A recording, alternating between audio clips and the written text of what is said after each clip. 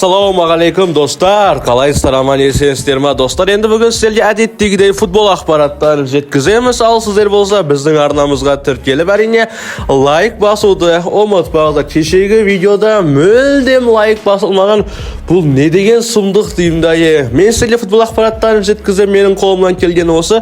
Al sizlarning qo'llaringizga keladigan narsa әрине like bosuv. Like'laringizni ayamangizlar. Al biz bo'lsak, жаңалықтарымызды bastayıq. Ең таңғаларлығы Мбаппенің қарсыласқа жасаған прессингі еді. Селта қорғаушыларына мүлдем қателесуге болмайтын. Олар сәл босаңса болды, бірден жылдан әрі өжет Реал шабуылшысы қысым жасап, шешімді жылдам қабылдауға мәжбүр етті. Ал мұндай жағдайда әрдайым дұрыс шешім қабылдау қиын. Бірнеше сәтте Мбаппенің жоғары прессингі нәтижеге аз-ақ қалды. Француздың осындай белсенділігі расында таңырқатты. Жанкүйерлерін ренжімесін, бірақ біз Мбаппені көбіне алаңда серуендеп жүргенін көретін едік. Ал Селтаға қарсы ойында өте керемет деңгей көрсетіп тастады Килиан Мбаппе. Бұған дейін бірнеше рет байғап едік. Килиан Мбаппе алаңда жүгіріп, жайбарақат өзінің по кайфы жүретін еді. Ал Килиан Мбаппе жайбарақат жүрген үшін оның командаластары, жұлдыздары Винисиус Джуниор мен Родриголар болса қорғанысқа қайтып жүретін. Ал кешегі ойында болса Килиан Мбаппе өте керемет деңгей көрсете алды. Килианның ойын деңгейі өте зор. Кешегі ойында дубль жасап тастады. Селта ойыншыларын ит қылды десек болатын шығар. Өте керемет деңгей көрсетті Килиан Мбаппе. Француз шабуылшысы соққан 2 голға да тоқталып өткен жөн. Оның дублі Реалға қиын қарсыласқа қарсы жеңіс әкелді. Бір кезде таблодағы есеп 3-0 болды. Алайда Селта берілуге дайын емес еді. Бұл команда 3 гол айырмашылығына қарамастан жеңісті қолдан бере салатын ұжым емес. Екінші таймда олар есеп айырмасын 1 голға дейін қысқартты. Бірақ камбек жасауға шамалары жетпеді. Өйткені Реал қақпасында әлемдегі ең үздік қақпашылардың бірі Тибо Куртуа күзетіп отыр. Тибо Куртуа кешегі ойында керемет деңгей көрсете алды. Орта айтқанда Мбаппе ойыны Реалға Эл Классико алдындағы өте маңызды 3 ұпай әкелді. Француздың дублі оның бомбардирлер жарысында қайта қосты. Бір сәтте бәрі Мбаппе дағдарысқа ұшырады деп ойлаған еді. Ал Пичичи жүлдесі Роберт Левандовскиге бұйыратын секілді деді. Бірақ енді Роберт Левандовскиге жету үшін бір ғана гол жетпей жатыр Килиан Мбаппеге. Осы маусымда Ла Лиганың алтын бутсыйын кім алады деп ойлайсыздар? Килиан Мбаппе әлде Роберт Левандовски? Комментарийға қалдыруды ұмытпаңыздар. Милан басшылығы соңғы 1 жылдың ішінде 3-ші рет бас бапкерін ауыстыруға бел буып отыр. Өткен маусымның соңында рассонерлер Стефано Пиоли мен қоштасу туралы шешім қабылдаған болатын. Бұл 3 бапкердің ауысымының алғашқысы еді. Соңғы айларда италиялық маманның басқаруындағы команданың ойыны ешқандай эмоция тудырмады. Көрсеткен футбол тым сүреңсіз болды, сондықтан оны қызметтен босату дұрыс шешім тәрізді көрінген. Бірақ бұл алғашқы әсер ғана еді. Шын мәнінде клуб басшылығына не істеу керектігі жайлы нақты жоспар болмаған. Команда қандай болуы керек, оны кім басқаруы тиіс деген мәселелер бойынша ешқандай түсінік жоқ еді. Яғни мұндай маңызды шешім қабылдаған адамдарға тән біліктілік байқалмайды.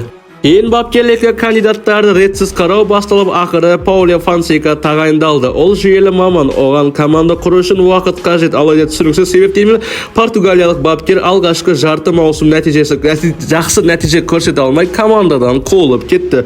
Оның орнына Фонсеканың мүлдем қарама-қарсы философиясындағы Серджио Консейсао шақырылды.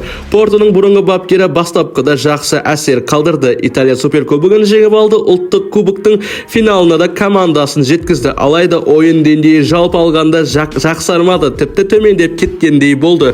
Сол себепті енді Консейсаоны жұмыстан қумақшы осы маусым аяқталғаннан кейін. Әрине Миланның жағдай өткен маусымдағы Наполидің нашар кезеңінен салыстырғанда біршама жақсы, бірақ турнирлік кестедегі орны екеуінде ортаңғы бөліктерінде тұр. Жалпы енді турнирлік кестеде орта орындарда тұр және келесі маусымда Чемпиондар лигасында Милан өнер көрсетпейді.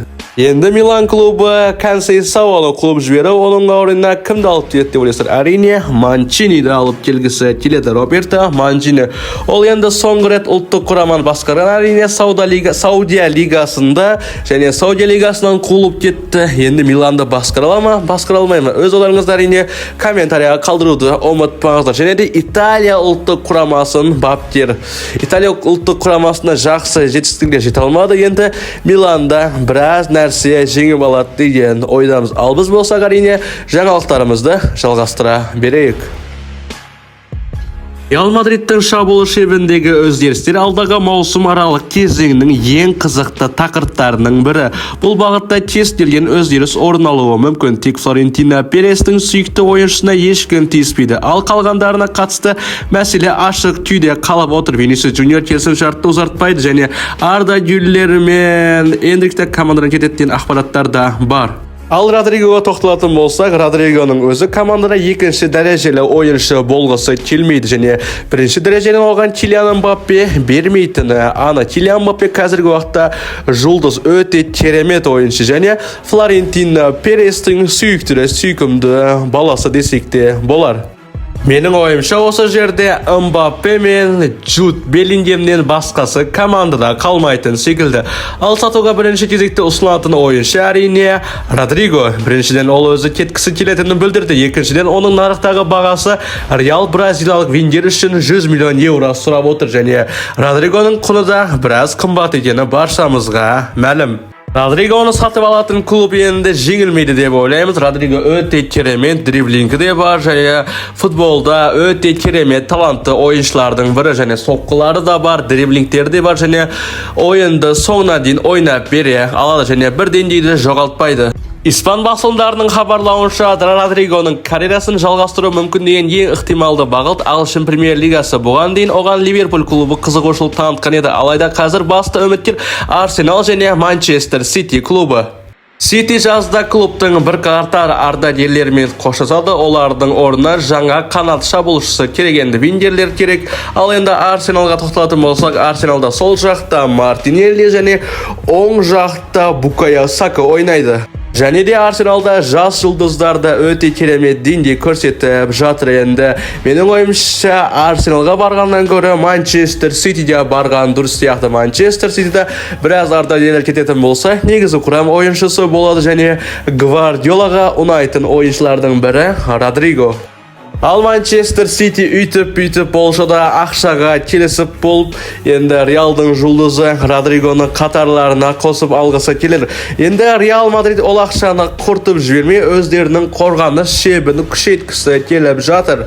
Байқасаңыздар, осы маусымда Реал Мадридте біраз қиыншылықтар болып жатыр қорғаныста. Ал енді Реал қызығып отырған Арсеналдың орталық қорғаушысы әрине Салиба. Салибаны өздерінің қатарларына қосып алғысы келеді. Жалпы енді Родригоны беріп, үстіне 5-6 миллион евроны бере салып, осы Салибаны қатарларына қосып алған дұрыс.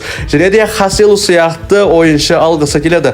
Алдыңғы маусымда Хаселу өте керемет деңгей көрсетті. Қосылық құрамынан шығып Реалға керекті жеңістерге жетуіне себепші болды. Хаселуның орнына Энрикті алды. Энрик бірақ Хаселу сияқты ашыла алмай жатыр және команданың бас бапкері Карло Анчелоттиді Энрикке мүмкіндік бермей жатыр. Енді Реал Мадридтің қазіргі уақыттағы жағдайы осындай.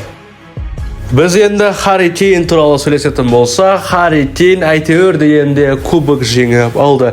Кеше Байер тең ойнап қалды және соның арқасында Бавария чемпион атанды. Бұл жерде енді мен Бавария үшін емес, Харри Кейн үшін қуанып отырмын. Харри Кейн енді достойный жігіт қой. 700-де жуық жақын матч өткізген, бірақ бірде-бір трофей жоқ. Ойлаңыздар, Евроның финалында 2 рет жеңіп қалды.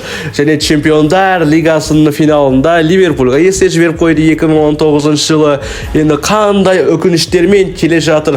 Алдыңғы маусымда Баварияға бар трофей жегенде Бавария әр жыл сайын Бундеслиганы жеңетін команда екінші орын алып қалды.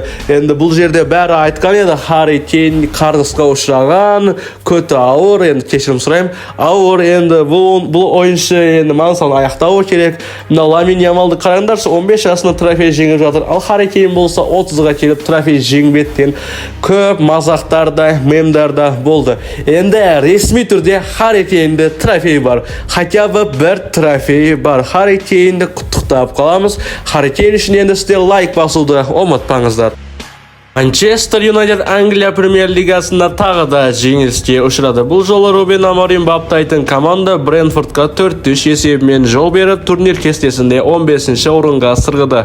Maçta жеңілу бұл стресс. Біз трофей үшін күресіп жатқанда осындай сезім болмайды. Мен сенемін, біз ойынымызды жақсартамыз және жақсы жетістіктерге жете аламыз. Сондықтан біз әрбір соққыны қабылдауға дайын болуымыз керек. Біз Премьер-лигада жеңіліп жатырмыз, бірақ Еуропа лигасында жеңісті матчтар өте көп және жеңістерге де жетіп жүрміз. Қазір біз үшін ең маңызды матч бейсенбідегі ойын, деді Рубен Аморим. Жалпы оның айтуынша бұл нақты дилемма, себебі қазіргі құрам Премьер-лигада жоғары нәтиже көрсетуге әрі Чемпиондар лигасында ойнауға дайын емес. Біз мұны жақсы білеміз, бірақ Еуропа лигасын жеңіп жанкүйерлерімізге бір қуаныш сыйлағымыз келеді. Сонымен қатар бұл Чемпиондар лигасына жолдама. Кейін біз жолдамамен осы екі жарысқа жақсылап дайындала аламыз деп қосты португалиялық маман. Алайда Аморимнің бұл логикасынан ақ Еуропа лигасын жеңудің өзі күмән тудырады, себебі келесі маусымда команда Еуропаның басты додасына лайықты өнер көрсете алмаса, онда жолдама кімге керек? Шынын айту керек, Рубеннің өз командасының сенмегені де алаңдатады. Бас бапкер сенім жігердің қайнар көзі болуы тиіс. Ал Аморим болса әлде қашан қолын түсіріп қойғандай әсер тудырады.